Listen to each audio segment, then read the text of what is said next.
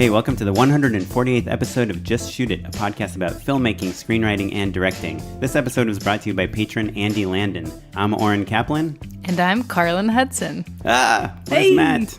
And we have Carlyn Hudson today because Matt is still in Russia. Wow. And barely reachable. I sent him an Instagram message. He did not respond. Really? Yes. Yeah, he'll do things like he'll text me like, hey, can you upload the episode? And then I'll be like, where should I upload it to? Because I don't know. Yeah. And he won't answer me for like 3 days. It's and terrible. then it's like in all Russian letters. He's been turned This is into great. a different Let's man. trash Matt on this podcast. I mean, that is kind of like hilarious. my dream podcast. Great. He's Anyway. just too nice. Yeah, so today we have Carlyn Hudson here, a previous guest, also a talented director and person that lives in LA. I didn't know what you were going to say. And a writer, maybe? No.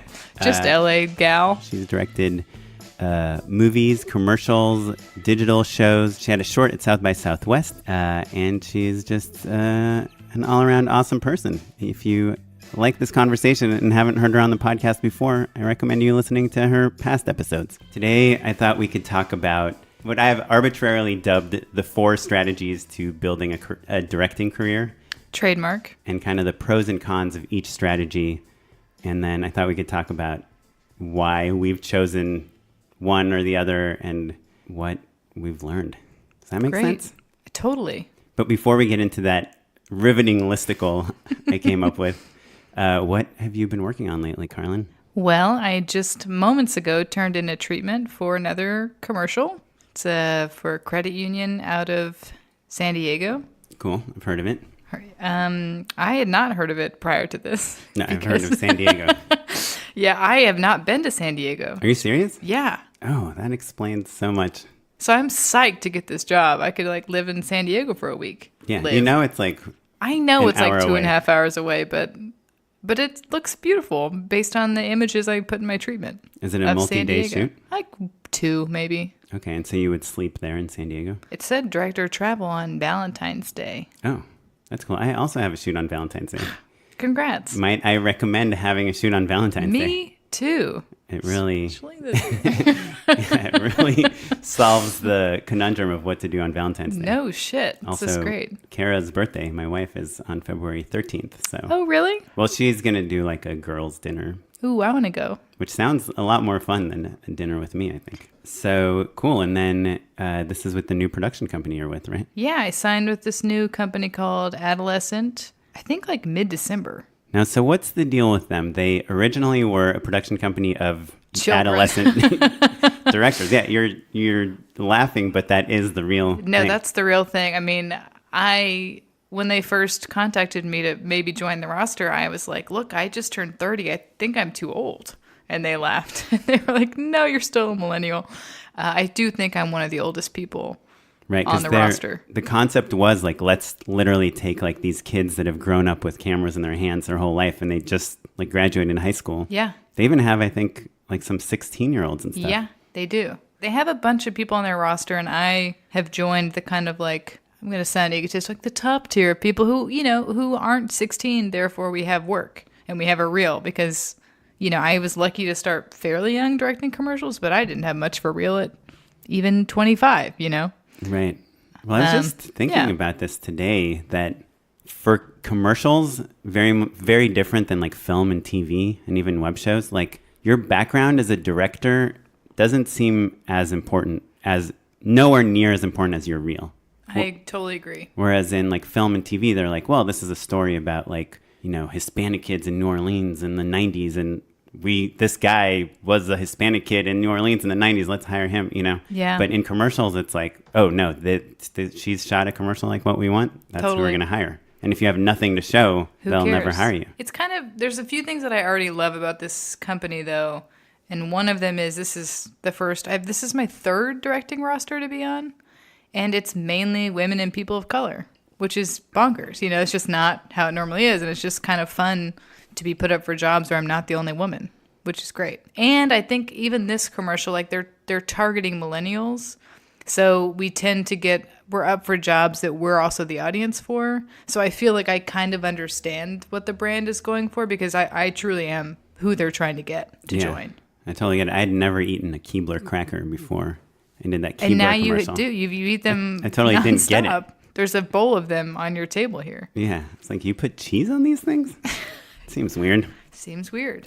Well, that's cool. Yeah. And how often are they getting you treatments to write? This is my first of the year, but I already booked a job with them pre-holidays.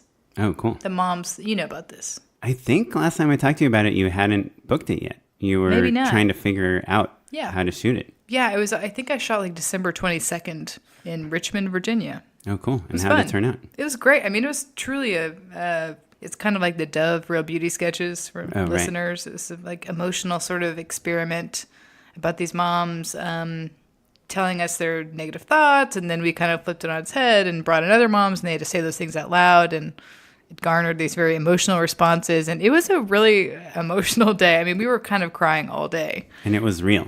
It was real. How did you, and like, was it actors or real people? It was real people. We had a ton of moms submit videos, and I picked like my top 12 or something. And they had to come on camera, and you had to give them a prompt? Mm-hmm. What was the prompt? What was the last negative thing you said about yourself today?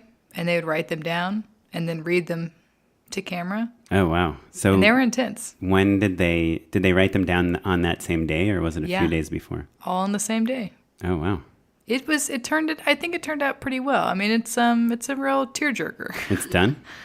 Yeah, I just got an email saying I thought it was done, and not quite, but close. Okay. Wow. That's cool. That's a good prompt. I find with like real people, and whenever you're trying to kind of get real emotions, like it's all about that prompt. Yeah, I had to fight. Not the client was amazing, but I had to fight pretty hard for that because they sort of had a different vision, and I was insistent on just trust me, I know this is going to work. And the first person that went up, we didn't quite get what we wanted. Then we kind of reassessed and then gave them some time to think about it and have a moment alone and write the stuff down. Then we like faked it on camera, them writing it. And it worked. It was really cool.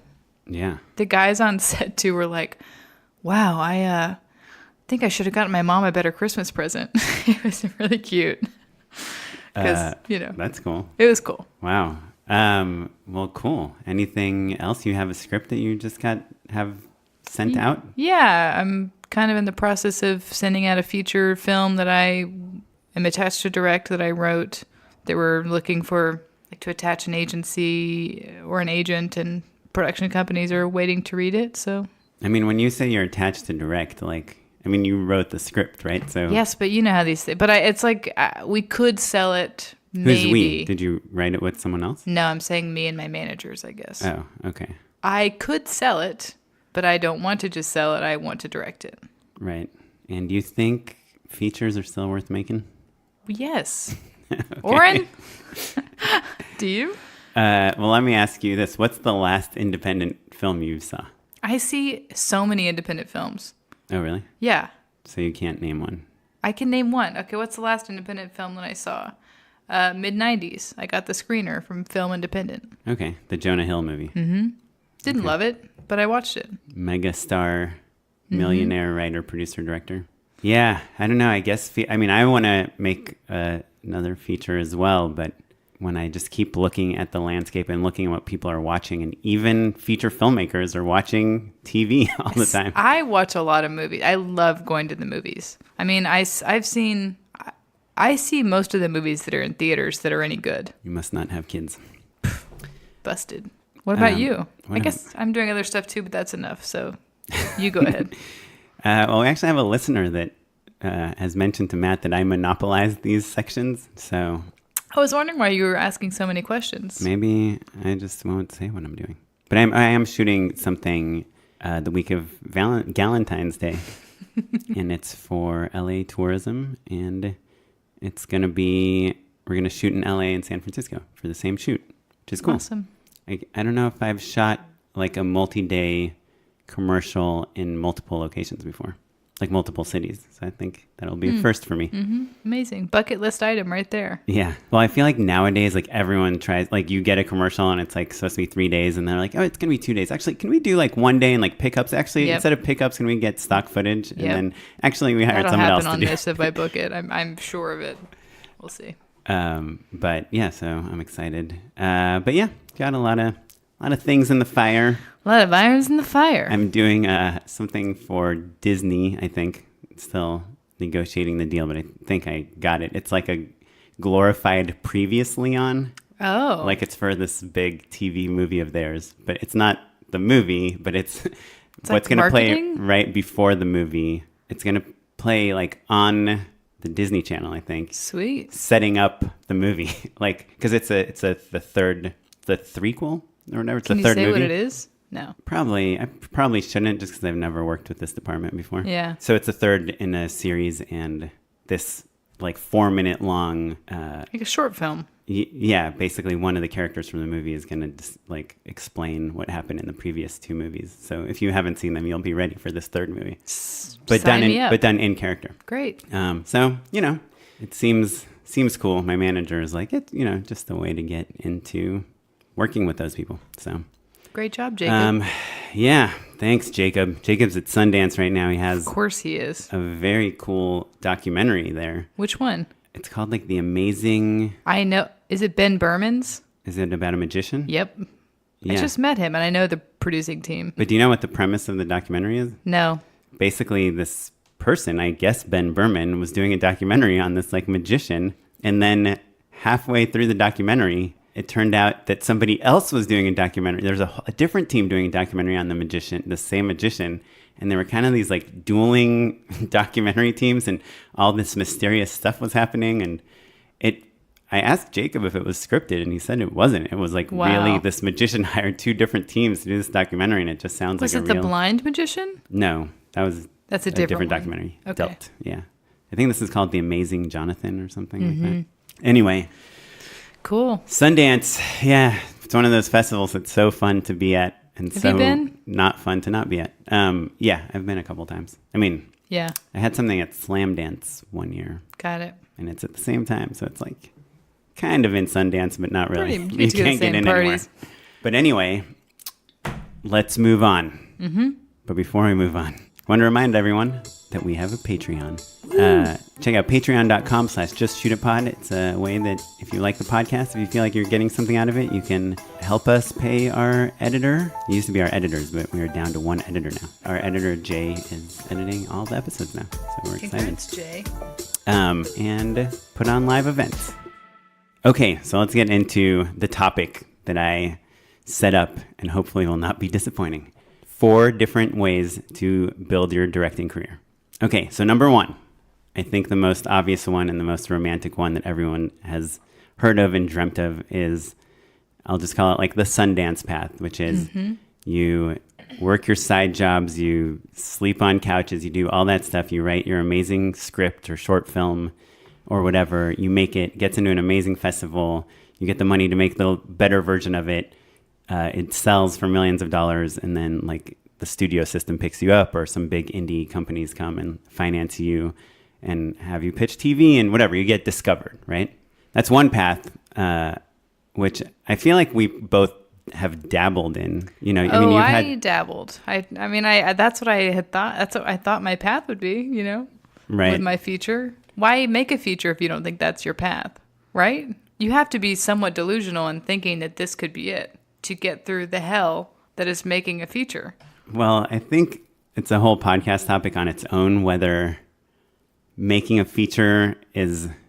You should make a feature because you think that feature should exist in the world, or whether it's a stepping stone for your own personal career. Yeah, that could be a different... Yeah, like my first movie. Obviously, you want everything to be a stepping stone, but I feel like if I never directed another movie... My second movie was a TV movie. It does not... It was probably seen by more people than anything else I've done, but it does not need to exist. It was just like a fun thing to make. My first movie is... Like, I guess my biggest claim to fame with it is a lot of it is in sign language, and they teach it or they screen it in like ASL classes all over the country. So it does need to be in the world. It has a a place. I guess I don't know if it needs to, but it's contributing to culture. And I think people, even though we shot in 2009, 10 years ago, it's people are still watching it and writing to us about it and influenced by it. And like anytime anyone says like, hey, I'm learning sign language, or I know some deaf people, or I'm interested in deaf culture, what movies should I watch? That's like it's cool. always like on, if there's a list of at least 10 movies, it'll always be on that list. So That's great. I think, and that might be just me making myself feel better about it. But obviously I think when you first start getting into film and you're making stuff, you're trying to make something that makes you pop, that makes you the next Ryan Coogler, right? Or the next whatever, Ava DuVernay. Yep. But it's hard.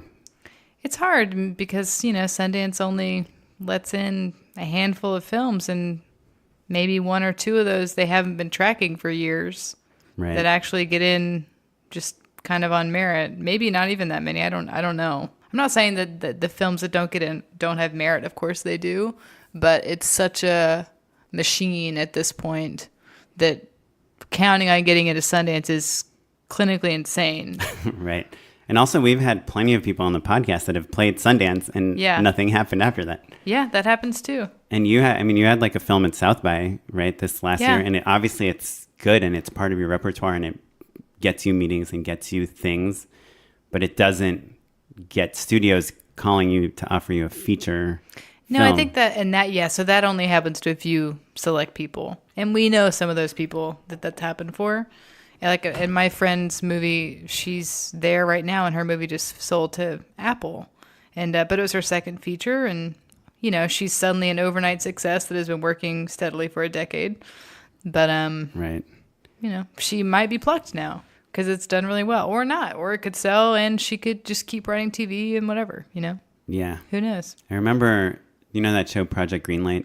Yeah. Yeah. So the last season I thought was really fun, but I watched the very first season, which I think was also like 10 years ago or something. Yeah. And it was like a directing duo that won. Oh, and they really? made this movie, The Battle of Shaker Heights, I think it was called. And I was like, wow, these guys, man. I mean, Steven Spielberg was involved in this thing, and Matt Damon, Ben Affleck, all these people, they found this directing team and they gave them the money and they made this movie, and there's a whole show about how they did it all. And then I remember 3 years later, I saw they were making web videos for the same website I was making web videos for. And it was didn't really count for much. Somebody in some very stereotypical LA meeting was like, Hollywood, it's like a war. It's not about who wins, but who's still left standing when the rubble clears, or something like that. And I thought, as stupid as that sounds, yeah, it's kind of true. Yeah, well, so there's perseverance obviously is important, but also this idea that you're only as good as your last project, right? If you made something great 10 years ago, but your last 9 years of work aren't that great, it's also... Like the guy who did Welcome to Marween or whatever. Oh, yeah. Welcome to Marwin. Marween. Rob Marshall? Not sure why. Oh, Rob Marshall. The guy that directed from the director of Forrest Gump. Yeah. It's no Forrest Gump, I hear. Yeah, I heard it was kind of odd. Yeah. Anyways. Um, so the pros to this path are obvious. Yeah. It's the biggest prize, basically, you can get. And the fastest way to it, also. Yeah, totally. And it's the story that we most hear about, right? Yeah, it's true. But yes, but I feel like if you really dig into those people who seem to be the Sundance overnight successes, right? They also made features that before some of them, not all of them, they've also made things you didn't see. They've also, it's sometimes a little more complicated than that may seem. I forget who told me this, but someone told me that they used to work for Barry Jenkins when he was the post supervisor at some trailer house or something, Wow. So he had made a feature, Medicine for Melancholy, right? And premiered at South by. And then he was just doing odd jobs in film, even though it did well. He also directed commercials during that time, maybe, but he might have not done always that enough. Too. Yeah. Yeah. Well, I think we covered the cons, right, of this. Sundance is cold. That's a con. Well, the con is you don't make any money and you're just begging people to finance your dreams, right? Yeah. You might manage to convince some rich person to give you a bunch of money and then, you get their money back or something. But it's how many projects can you make before you have to start making money? right? That's why a lot of the people you hear about are like in their 20s that hit big, or they had some sort of like financial backing ahead of time that didn't require them to work. So on the note of making money, the next kind of pathway that I see a lot of people taking, and I think the one that I'm very deeply in now, and you are kind of at least have waist entered deep. is like the freelance method of being a director. You know, you meet people, you meet producers, you sign with a production company, you pitch stuff, and you're basically trying to get jobs. And the more jobs you get, the easier it gets, hopefully, and the bigger your network is, the easier it is, and the better your reel is, the easier it is. But really, you are waiting for people to hire you to give you money to be a director. So the pros are obviously that you get to kind of keep advancing. There's like nothing keeping you down. Yeah. You can work with a ton of different people.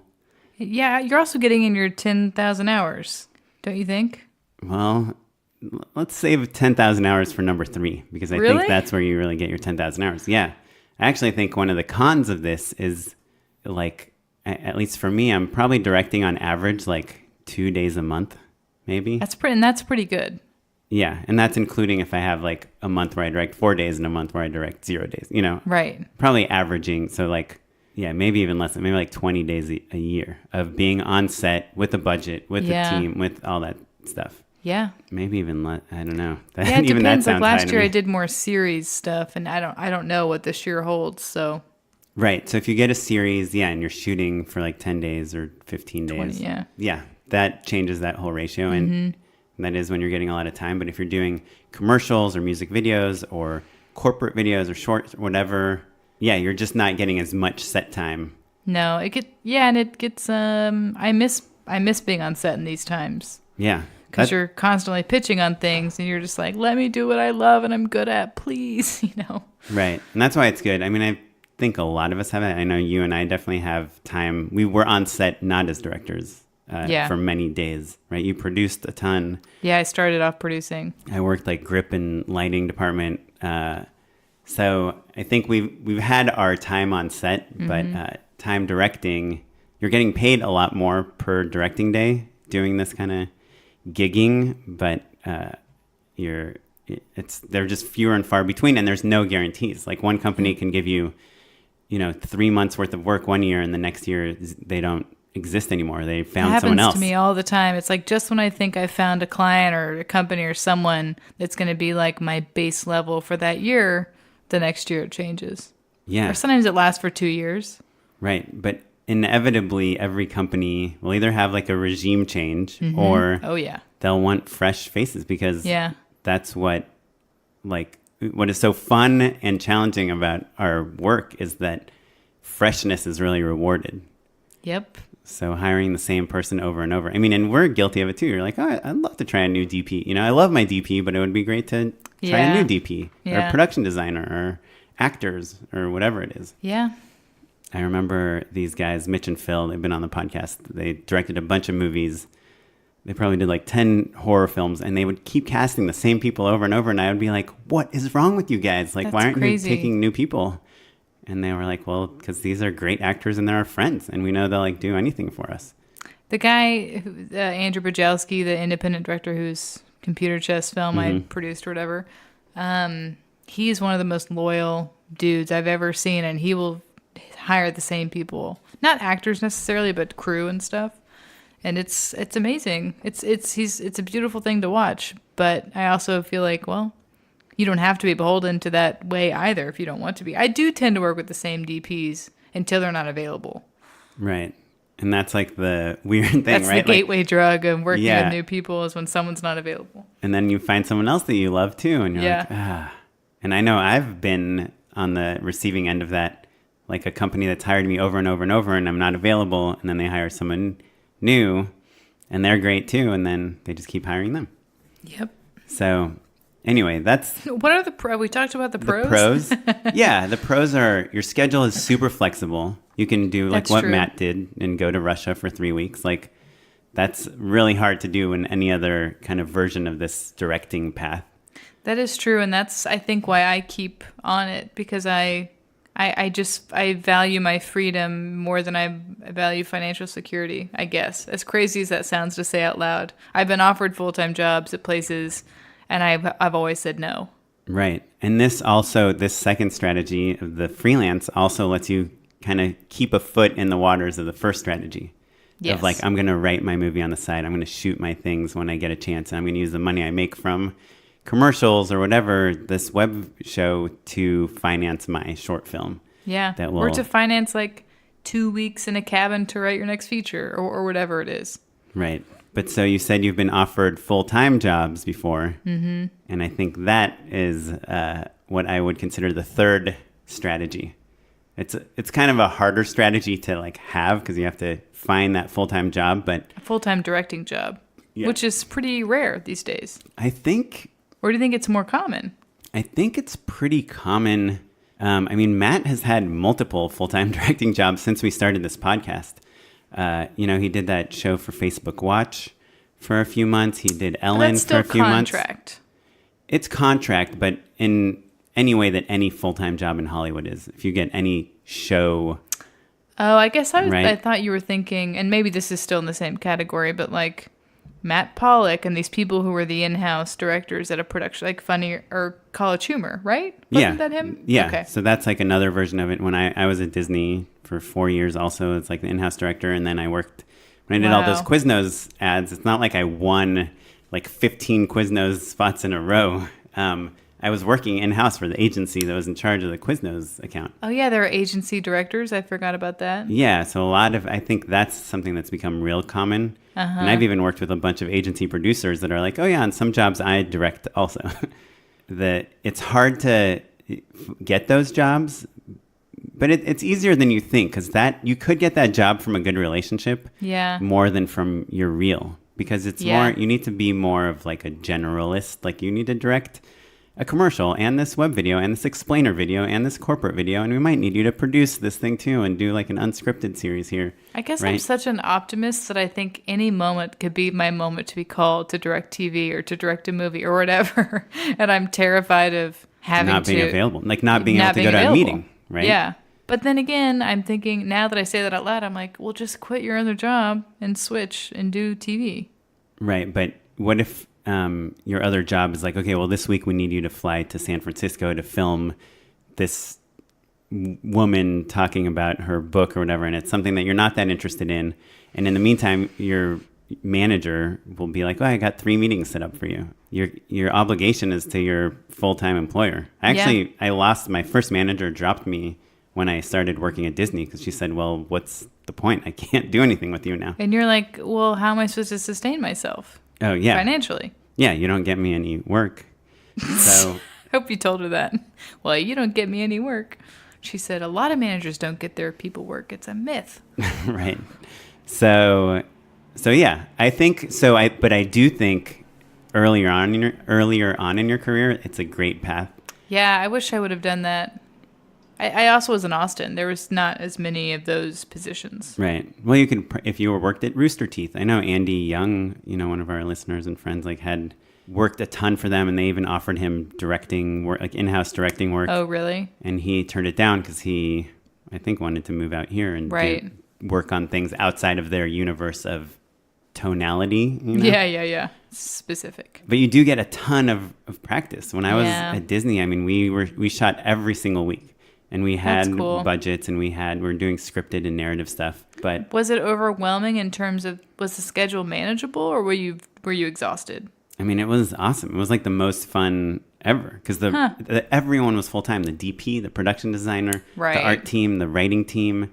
It was like being on a TV show for like 3 years straight. But that sounds exhausting to me. I'm like, no, thanks. No, you have weekends off, you have holidays off, you get health insurance, you get benefits, you get vacation.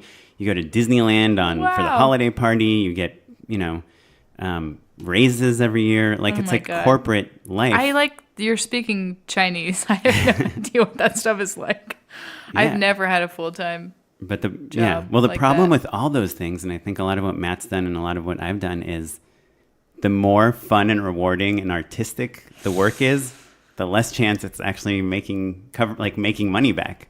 And that's what happened at Disney. We were making these like awesome shows. Our first show was like this high school comedy with Allison Brie and Gabrielle Carteris from 90210. Like all this really cool cast, and they would come and we'd shoot with them every week. And we had a stage that we built our sets on, and we had like an amazing DP and production designer and writing team, and or like the woman that was like in charge of all the writers was like a writer on 90210 and Sex and the City, and it was just really cool. But ultimately, I think I was kind of part of the downfall, but like one of the other writers and I like started making these like one-off videos, just the two of us, like for Father's Day and for this, like vlogs and just silly little things. And we would put them on YouTube, and they got like 100 times more views than our scripted high-budget episodes, because they were all making fun of Harry Potter and Twilight and things I remember like that. those videos, yeah. And so it kind of became, at some point, we were making stuff that none of us were excited to make. So why did you leave? Because then I made my movie, and I realized like, oh, this can be an art. This can be so much more fulfilling than meaningful. And then, of course, I like went and did commercials. I know. So yeah, but that's another strategy. And as rare as it sounds, like we get a lot of emails to the podcast that are like, hey, I'm getting offered this full-time directing gig at this company, that makes like local commercials, or that makes all the corporate videos for Google and eBay or something. Should I take this? Get offered those jobs. Yeah, I think it's more common outside of LA, where there's like the fewer video people. Like when I was a staff writer at this digital company, Brat, I would only sign a 2-week contract, and then they kept renewing my 2-week contract. That's like how commitment phobic I am. Oh, and that was because you only wanted to commit for 2 weeks. Yeah, I was like, that's the max that I would do. They were like a month, and I was like, no. I was like, how about a week? And they said, Merrick, it's going to have to be 2 weeks. 2 weeks, okay, but can I take the last 5 days off? Yeah, and I was like, but I could still have meetings and stuff. And they were like, well. And I was like, okay, I'll just like take the big meetings that I have to take. Yeah. Well, when you work full time, when I worked at Disney, if I had an idea, they owned it. Oh, God. It's like I think, is there a term? Golden handcuffs? Where it's that is a term. They're giving you all this amazing stuff, but you're like locked in, Yeah. So. That's a big problem in like Silicon Valley. Yeah, like IP and stuff. Yeah. Yeah. Like, did you come up with this idea on this laptop that we owned? It's ours. Yeah. Actually, I'll do a little name dropping if you don't mind. But one of the dads in my preschool. Go on. In my daughter's preschool, he worked at Break Media, and he started a Twitter feed, I think, or a blog or something. It might have been pre-Twitter, called Shit My Dad Says. Oh, I know that one. He ended up getting a deal to, I think he wrote a book, made a book, and then it turned into a TV show with William Shatner. And Break Media is like, hey, you wrote that while you were working for us. And he was like, yeah, but I did it like on the weekends. It had nothing to do with you. They're like, yeah, but we hired you as like a creative writer, content creator. Oh, like my God. And they had a big like legal dispute. Holy shit. Anyhow, that stuff happens all the time. Yeah. It's a big con. I think it's also like, this is going to sound, I feel like I'm being very negative this episode, which I don't like, but if you're also at a place where you're like kind of have given up on strategy one, have given up on like the Sundance movie and all that stuff, and just want to support your family. Yeah. Which is common. Which is valid. And you can get this kind of full-time directing job, then I think why not? It's worth it too sometimes. When instead of saying giving up, when you're tired of like the hustle, of like the competing for jobs every single day, like the freelance world, where you can work for someone for a year and then the week after that they decide they never want to hire you again. So I think that's the other for sure. It's we have such an unstable business and lifestyle that it seems alluring to have a full-time job doing what we love. Sounds kind of dreamy in some ways. And there's definitely that grass is always greener. Like when you're like hustling for jobs, it seems so nice to just wake up and go to an office and get paid for drinking coffee and talking to people about like, politics or whatever. And then someone telling you, hey, can you go write that script? And then we got to shoot tomorrow. Like that seems so cushy, Seems so cushy. But when you're doing that and you're like, oh, Carlyn's just, her short went to South by and she's traveling here and she just shot something in Virginia, then that also sounds like cool. She looks at her bank account and weeps every night. No, just depending on the month. Some days it's joyful. Some days not. Yeah. You know. Well, at least you have consistency. Every night you're doing that. That's right. I look at my bank account every night and determines my mood for the rest of the... No, you can't do that, actually. That's like crazy making to do that. What, to look at your bank account every day? Yeah, as a freelancer, it's just like too stressful. I feel like a lot of my therapy sessions is just talking through money anxiety. Yeah. No, it is. There is a lot of anxiety. Yeah. And it's like you totally have to be good at saving money if that's your You have job. to be good at saving money. You have to squirrel away everything you can for the dark days. Yep. Reminds me of a good biblical story. Go on. About Joseph and his Technicolor Dreamcoat. I haven't heard of it. Okay, number 4. So number 4, so the final way, which is something I just thought of today because I had lunch with someone who has taken this path, Bill Kiley. He is the owner of Window Seat, the production company made famous by their hat, which I wear very often. So you single-handedly, by wearing their hat, you've made them famous. Well, every time we take a selfie for the podcast and post it, a lot of times I'm wearing that hat and it says Window Seat, and so people know about it. And now they've gone public. It's a real... Yeah, something like that. Great. No, Can but you wear a hat with my name on it? Sure. Great. But so, well, that is a good idea, though. Directed by Oren.com, the hat. Ooh. Yeah, I'll look into that. But so what he has is his own production company, and that's like our friend Blake has that. A lot of people we know start their own production company, get clients, and not necessarily always directing. Sometimes they're editing, sometimes they're doing videography, sometimes they're just writing or pitching creative or doing whatever, and they're building a team, and they're pretty much building their own business, like flow of business and clients, right? And as the owners of that company, they can pitch themselves to direct things, or they can bring other directors if they need to. I'm just going to be honest. This path is the least attractive to me. I think it's the hardest, but to me, I think it's the best compromise on all 3 of the other things that you are interested in. It seems so stressful. Yes, it's crazy stressful, but you get...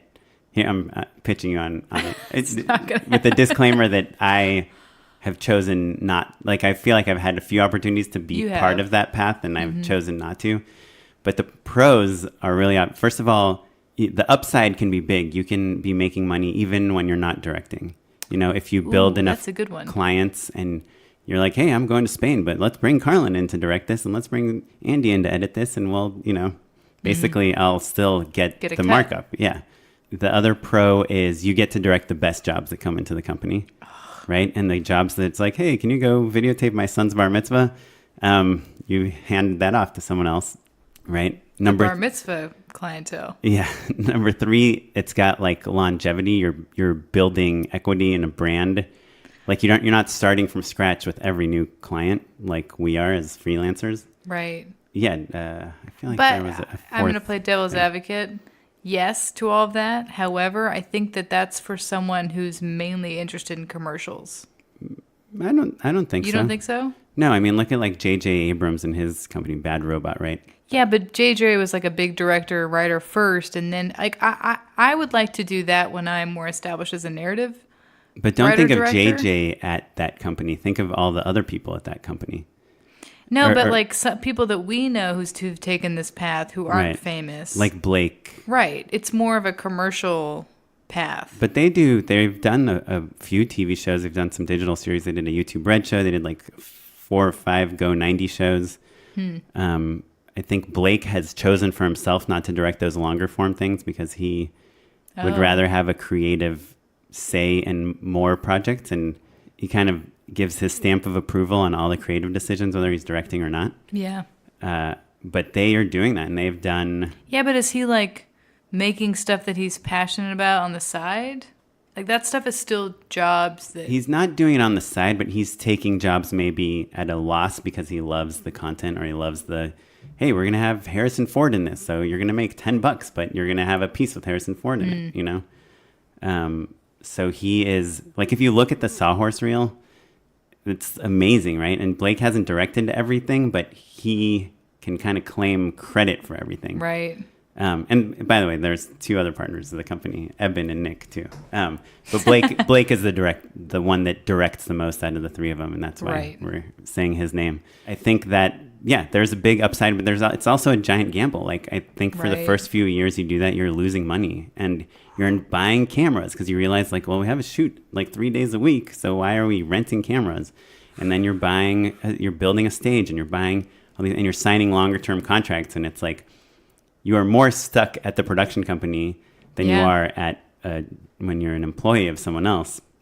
But you also have that flexibility where you can say, hey, I own this place, so I'm going to shut it down for the summer because I'm going on vacation with my family. I feel like you just talked yourself into doing this path again.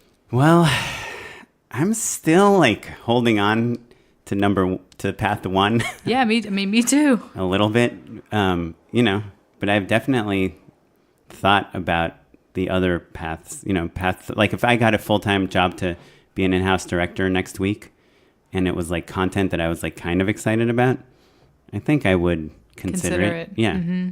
Because it also, like when you're kind of bouncing between the first two paths, the like artist Sundance path and the freelance gigging path, which is what we're doing, you're working so hard to get the next job that it's hard to like kind of have to let the anxiety go in a way where you can just go and be creative, That's true. And inspired. And in the other two paths, like if you're working for a corporation or you own your own company, well, owning your own company is hard too. But if you work for a corporation, you can, nights and weekends are yours. You can say every weekend I'm going to write, or I'm going to go to a museum. I'm not going to worry about what we're shooting next week until Monday. I'm not going to answer emails. Like I'm off the clock. If you can do that, I think that takes a lot of discipline, but it's possible. It does, but no one will get mad at you that you went away for the weekend. In the way that like if you have a treatment due on Monday and you got the job on Friday, that's what happened this week. And the treatment at end of day Friday was like a go, and I had to turn it in Sunday night. I was like, damn it. And in the freelance world, you're always at somebody else's disposal. Like, you and I have had this a million times where someone's like, are you available the second week of February? And you're like, yes. And then the next day someone's like, are you available the second week of February? And you're like, maybe. Yeah, but you just say yes usually? Yeah. I don't know. And then if you happen to get both the jobs, which usually you don't, but let's say you do. It's not happened to me yet. This is my year. They both lay claim to your time. And if you say, I have to do this thing for this other job, they're like, well, that's not my problem. I'm paying you to be on this job. Yeah. I actually worked with a producer that we were like talking to our costume designer, and we're like, hey, are you going to get the costumes today? And she was like, well, I'm on this other job right now, but I'll get them tomorrow morning. And the producer never hired her again. She was like, that is not my problem that you are on another job. Like you said you were supposed to pick these things up today and I'm paying you. So, lie to me or something. Tell me you're sick, but don't tell me you're working on somebody else's project when I'm paying you. That was like, that's interesting. That was that producer's attitude. I don't have that attitude because I'm like a little more sympathetic to the freelancer. Yeah, totally. But anyway, I feel like I just talked a ton. No, it's just funny talking about this. It's reinforced why I'm still on my path. And I think, to be honest, the reason I can be on the path that I'm on is because I don't have kids. I don't have a house. I keep my bills low. And this isn't about you, but I'm just, if you choose that path, then you have to be practical money-wise. And that means that you are going to make sacrifices in other ways. Like all of these paths have different sacrifices attached to them. But right now I'm happy doing that and holding out because I'm, putting off essentially having a family and that stuff. Yeah. Definitely the biggest reward. I mean, it's like just the classic example of risk versus reward. The biggest risk and the biggest reward is option one, right? Yeah. Yeah, exactly. Because I feel like, or maybe this is what I tell my parents to justify it, but I'm like, the ceiling, there's no pay ceiling really in this path. Like I don't make much now, but I could make tons. I could create the next Friends. I could direct Star Wars. It's like, you're right. The reward is exponentially higher. And in the other paths, you can get big rewards. Like we could get a Super Bowl commercial next year, and then get off of that, pitch a TV show off of it if we own the creative, which we probably won't, Or if you own your own production company, you could, Blake can start directing some of these series they get, and that can launch him into like a true TV show, and then a USA show, and then an NBC show. That's true. Yeah, but on the same by the same scale, he also has to worry about like where did somebody put the tripod, because that tripod costs $2,000 and it's missing from the storage room. And how do I pay these 8 full-time employees or whatever? Yeah, which I don't have to do that. That is a really stressful part of it. Having other people, being responsible for other people. Clearly, I have a theme here. That is something I'm not prepared to do at this moment. Right. And I think, obviously, all these categories are fluid. Do you feel like I've missed anything? No. I mean, the only one we didn't really talk about is the going into a different profession like Eric, or someone who's a full-time editor. I guess that's kind of a freelance thing. But like being a full-time editor, being a full-time cinematographer or whatever, and doing that as your main thing and using that to angle for directing jobs. Moving sideways. Like Boots Riley, I think, is like a great example, right? Is he? I think his first movie is Thank You For... Yeah, but was he... Sorry to bother. What did he do before that? He's a musician, right? Yeah, but that's not that good of an example. Why? Because was he like... I'm thinking an example is like someone who... Say I was a staff writer on Riverdale for the first 2 seasons, and I want to come back for season 3... But the deal is I want an episode, or I'm not going to be a staff writer. You want to direct an episode? Yeah. That's what I'm talking about. Okay. Like I'm a DP on Legions of Tomorrow. I don't know what that show is called. Right. DC's... That's not a show. Legends of Tomorrow. Legends of Tomorrow. But I want to direct, and so I'm the DP, and I'm going to do a great job, and I'm going to make myself indispensable to you, but next season I get an episode. That's another kind of, I guess that's TV specific, perhaps. It's creating leverage against the people that hire directors. That's what I did. We've talked about this, how I got my first commercial directing job. I was a producer at this company, and I told them if they wanted me to keep producing, which they really needed me at that point, and I made sure to bring it up when they'd be fucked if I left. Right. And I said I want to direct, and they had to say yes. They didn't have to. I was nervous going into that meeting, thinking like, what am I doing? But I knew that there was a good shot they would say yes. Well, cool. Well, listeners, if you feel like we missed any or have any thoughts on this theory of the 4 different ways to have a directing career, we'd love to hear from you. You can email us at justshootitpod@gmail.com. And now I think we should get into our final segment. Do you know what it is, Carlyn? Yes, and I did not come prepared. Unpaid endorsements. Okay, so I'm going to give away a giant trade secret. Wow.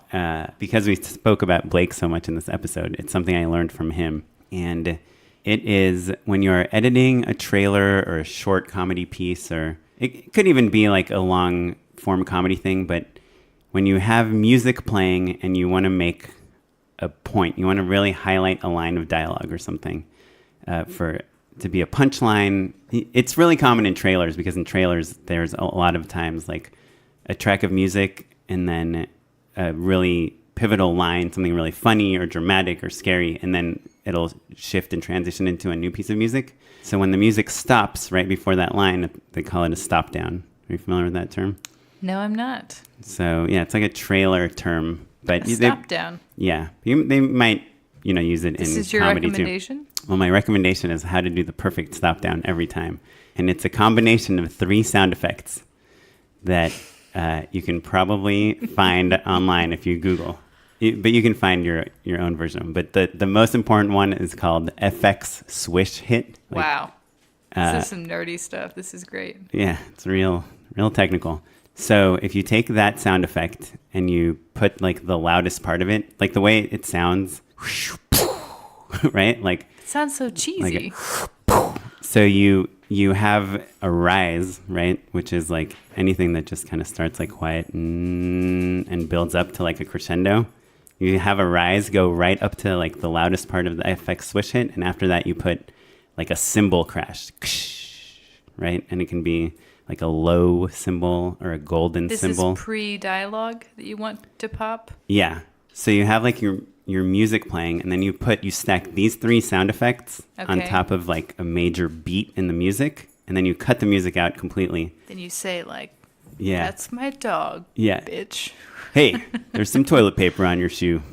Yeah. And then classic. And then you kick into like your next track. So it's called the stop down. Look, I'm sure if you just Google stop down, you'll see a lot of great examples of it. I'm sure a lot of listeners know what it is, but that concoction of those 3 sound effects is like the perfect stop down, and it works for comedy, it works for drama, it works for everything to let you get out of a song and start a new song, and also punctuate something in your edit. And I was just texting Blake about it today because I was like, I have like 3 FX switch hits in my trailer that I'm working on.